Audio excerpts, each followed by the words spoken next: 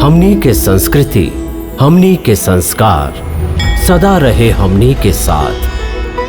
भारत के महान ग्रंथ और काव्य सब के संपूर्ण संकलन सब्सक्राइब करें तिलक।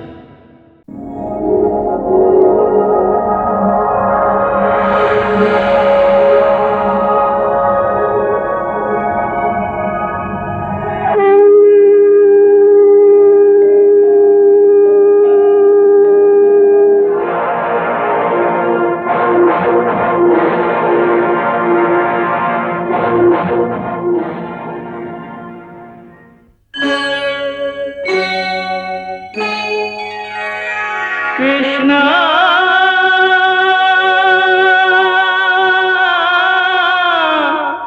कृष्णा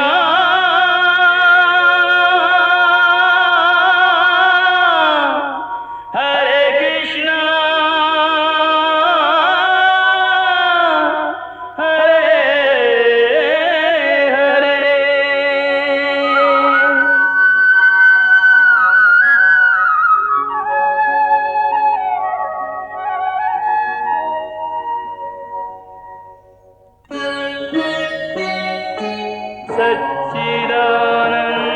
सच्चिदानन्दरूपाय विश्वोत्पत्त्यादिहेतवे तापत्रयविनाशाय श्रीकृष्णाय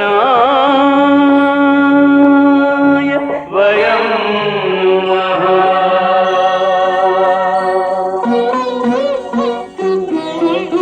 श्रीकृष्ण गोविंद हरे मुरारे, हे नाथ नारायण वासुदेव। हरे कृष्ण राधे राधे कृष्ण कृष्ण हरे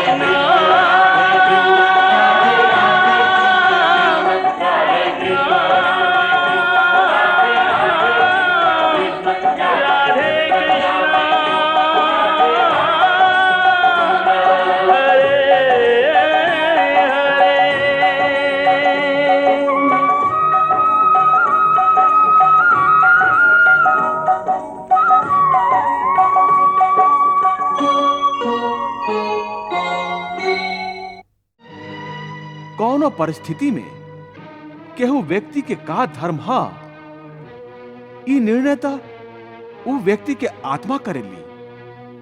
ऐसे आप जे प्रश्न हमरा से कैले हैं, ओकर उत्तरता खाली आपकी अंतरात्मा ही दे सकेली।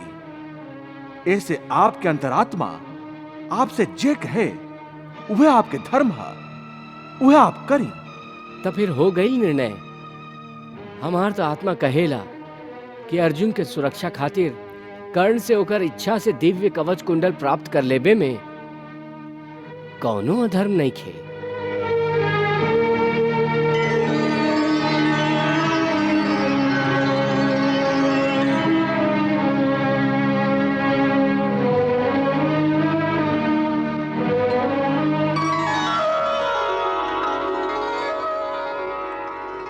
प्रणाम प्रभु।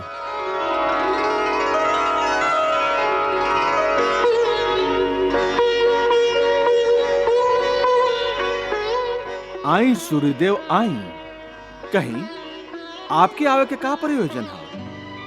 प्रभु, हमार चिंता के कारण भी उहे है जे देवराज इंद्र के है अपन बेटा के सुरक्षा। देवेंद्र अपन बेटा के सुरक्षा खातिर हमार बेटा कर्ण के कवच और कुंडल छल से प्राप्त करे जा रहा हैं, फिर भी आप वहां के रोकली ना। सूर्यदेव, हम एगो पिता के अपन बेटा के सुरक्षा करे से कैसे रोक सकत हई? ई तो ओकर धर्म है। बाकी प्रभु, देवेंद्र जहाँ अपन बेटा की सुरक्षा के प्रबंध करे जा रहा हैं, उहे वहां के हमार बेटा के सुरक्षा नष्ट करे जा रहा हैं। ई कैसन धर्म है प्रभु? देवराज जब कर्ण के कवच और कुंडल मांग ले तो ओकर प्राण तो संकट में आ जाए ना। अब आप ही बताई कि हम का करी। आप भी एगो पिता के धर्म के पालन करी। देवेंद्र अपन बेटा के सुरक्षा के प्रबंध कर रहल बाड़न। आप अपना बेटा के सुरक्षा के उपाय सोची। बाकी देवराज तो कल सवेरे ही कर्ण से भिक्षा में कवच और कुंडल मांगे जा रहा हैं। मन तो करता कि कल सूर्योदय ही ना होके दी। बाकी हम सृष्टि के नियम के ना तोड़ब। आपन बेटा खातिर इतना बड़ा अनर्थ करे के कोनो जरूरत भी नहीं खे। अभी सवेरा दूर है। आप अभी जाई और कर्ण के ई बता दी कि देवेंद्र ओकरा संगे का छल करे जा रहल बाड़न। ए तरह आप अपना बेटा के फिर से सुरक्षा प्रदान कर सकब। वाह प्रभु वाह, आप तो हमार चिंता के निवारण ही कर देली। धन्य है प्रभु, आप धन्य हैं। प्रभु आपसे आज्ञा मिल गई। अब हम अपन बेटा के जाके देवेंद्र के षड्यंत्र से सावधान करत हैं। प्रणाम प्रभु।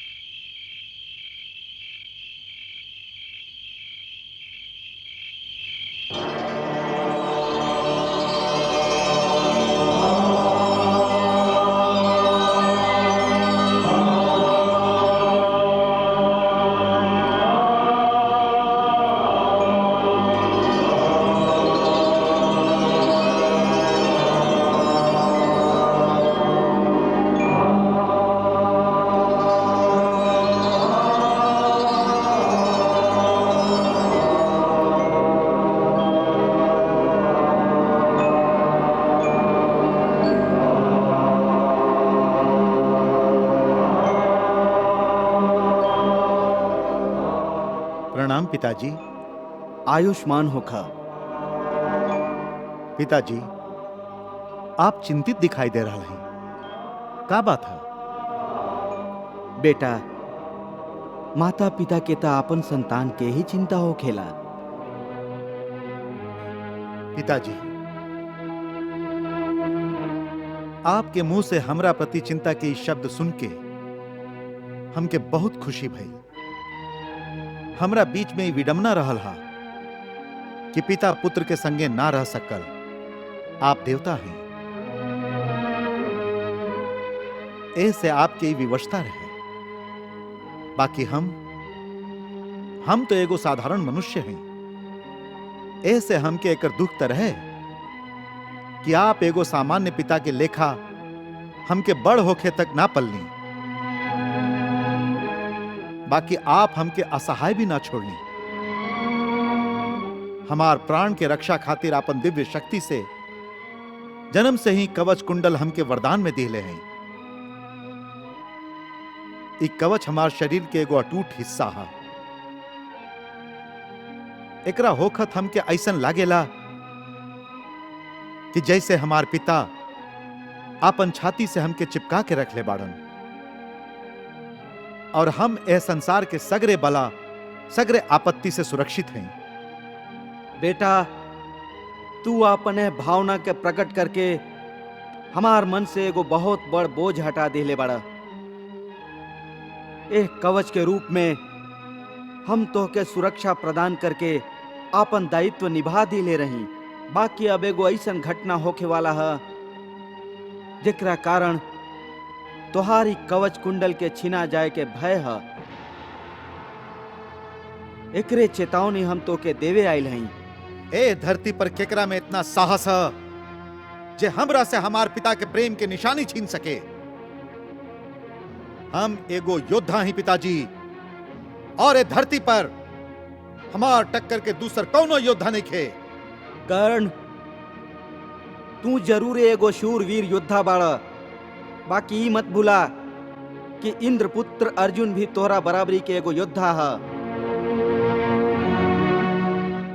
फिर भी जब तक तुहार शरीर पर ही कवच कुंडल है, अर्जुन के घातक वाण भी तोहरा खातिर देवता लोक पर उछालल जाए वाला फूल के लेखा रही। त अर्जुन हमरा से हमारी कवच कुंडल छीनल चाहेला, बाकी वो छीन ना सकी। अर्जुन ना, अर्जुन के पिताजी देवराज इंद्र के आंख में तोहारी कवच कुंडल खटके लागल है। ऊ चाहेलन कुरुक्षेत्र के महासंग्राम में जब तोहार सामना अर्जुन से होखे तो अर्जुन तोहार वध कर देवे। बाकी हम उनका अपन प्राण से प्यारा कवच कुंडल काहे देवे लगनी? तू अपन इच्छा से ही देब। आपन इच्छा से? हाँ कर्ण, जिस तरह हम सूर्य के प्रकाश सगरे संसार के दान करीला, वही तरह दान धर्म के गुण हमार बेटा होखे के नाते तोहरा में भी आ गई है। हमके गर्व है कि तू एगो दान वीर बाड़ा।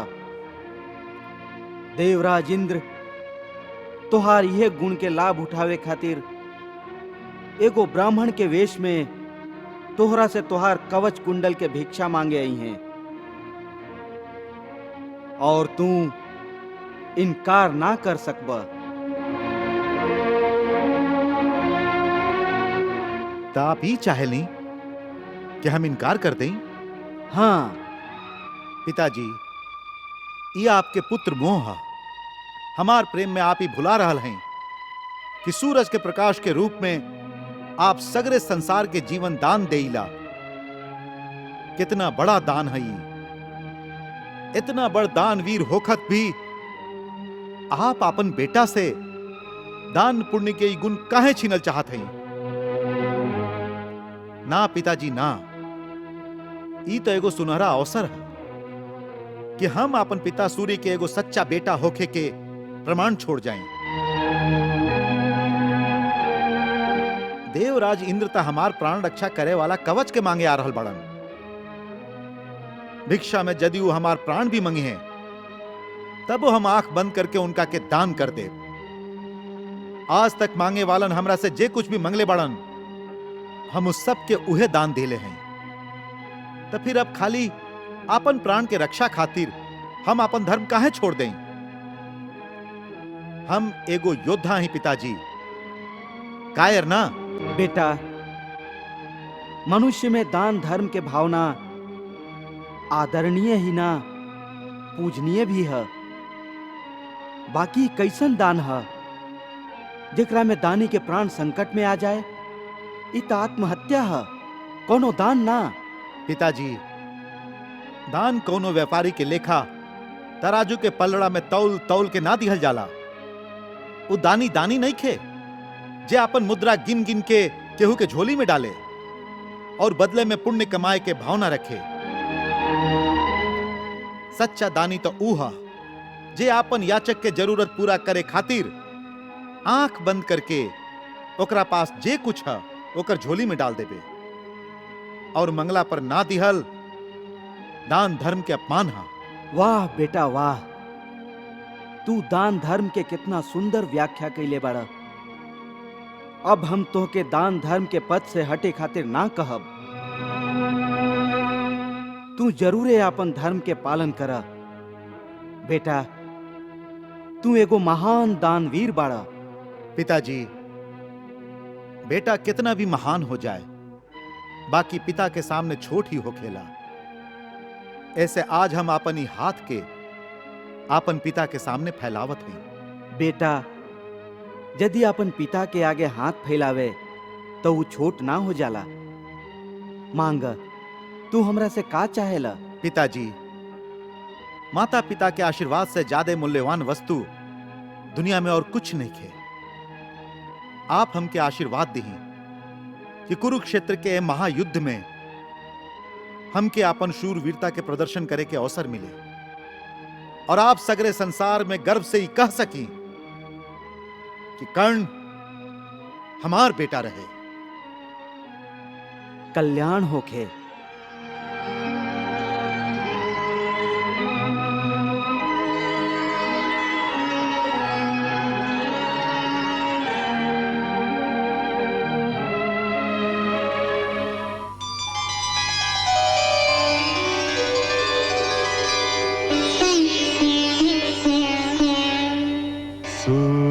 यस्त्वं जगजीवनम्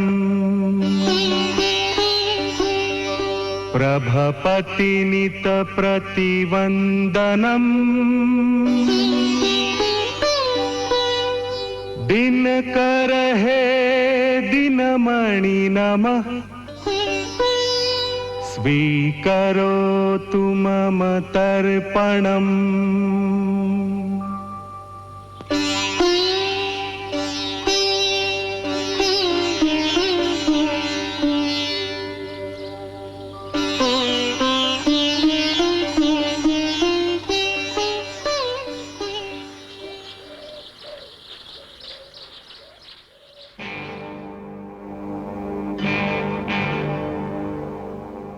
आज केहू भिक्षा मांगे वाला ना आइल। हमार जीवन में ऐसा अशुभ दिन कबो ना आइल रहे कि जब हम कोनो याचक के या कोनो ब्राह्मण भिक्षुक के भिक्षा ना दिली। ना, ऐसा ना हो सकेला।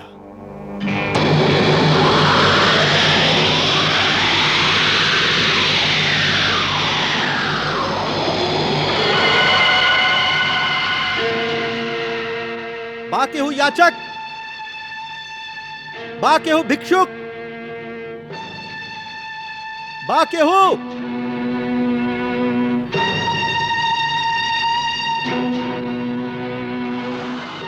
केहू नहीं खे। भिक्षाम देहि,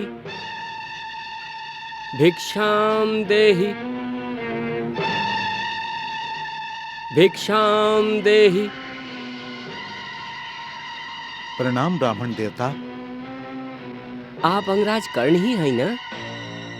हाँ। हम आप ही के खोजत रहली। बहुत नाम है आपके। हमके गर्व है कि तू एगो दान वीर बाड़ा। देवराज इंद्र तोहार यह गुण के लाभ उठावे खातिर एगो ब्राह्मण के वेश में तोहरा से तोहार कवच कुंडल के भिक्षा मांगे आई हैं। सगरे भिक्षु ब्राह्मण दीनहीन आपके दया धर्म और दान के चर्चा करत ना थकेलन। हम कहाँ हैं ब्राह्मण देवता? सच्चा दानी तो ऊ है। ओ से बड़ दानवीर तक केहू नहीं खे। ओकरे कृपा के लुटावत रहिले। आप आज्ञा करी, हम आपके का सेवा कर सकत हैं? ब्राह्मण देवता आप बताएं, आप का चाहेंगे? गौधन, अन्नधन, वस्त्र या सोना की मुद्रा? आपके जे चाहें हम आपके जरूर दें। हम जानत हैं अंगराज, हमार याचना खाली आप ही पूरा कर सकत हैं। ऐसे हम इतना दूर से चल के आपके पास आयल हैं। बाकी हमके अन्न धन सोना चांदी कुछ ना चाहिए। आज तक मांगे वालन हमरा से जे भी मंगले बाड़न हम उनका उद्दान दिले हैं। तो फिर अब खाली आपन प्राण के रक्षा खातिर हम आपन धर्म काहे छोड़ दें?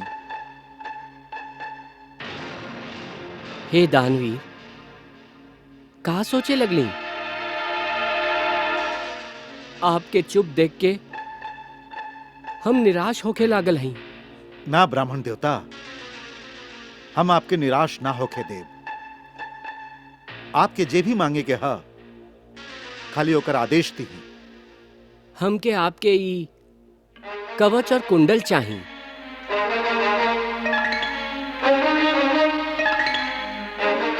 का भइल दानवीर, का हम आपके क्षमता से कुछ ज्यादा मांग ली? ना, हमार क्षमता से तो ज्यादा नहीं खे। बाकी एगो ब्राह्मण के जरूरत से जरूरत ज्यादा मंगले हैं। कहे कि एगो ब्राह्मण खातिर गौधन से ज्यादा मूल्यवान दान और कुछ न हो सकेला। बाकी आप गौधन छोड़ के हमारी कवच कुंडल मंगले हैं। यह कवच कुंडल के महत्व के केहू भिक्षुक ब्राह्मण ना जान सकेला। बाकी एगो योद्धा एकर महत्व जरूर जानेला। मतलब मतलब ही कि आप एकर महत्व के जाने ली। ऐसे आप केहू भिक्षुक ब्राह्मण नहीं खी। ये आप का कह रहे हैं अंगराज? हम ठीक कह रहे हैं देवराज इंद्र। कृपा करके भिक्षुक ब्राह्मण के इस स्वांग समाप्त करी और आप असली भेष में आई। ओ, लगाता तोहार पिता सूर्य देव तोहके हमार आगमन के सूचना पहले ही दे दिले बाड़न। हाँ, ऐसे कि वहां हमारे पिता हैं। जब आपके आपन बेटा अर्जुन के प्राण की चिंता स्वांग रचावे पर विवश कर सकेला, त का हमार पिता हमके सावधान भी ना कर सकेली? तू ठीक कह रहल बड़ा अंगराज। बेटा के मोह ही ऐसन होखेला। बाकी अपन बेटा खातिर कौनो दूसर के बेटा के प्राण के बलि चढ़ावल कहां के धर्म देवेंद्र? कृष्णा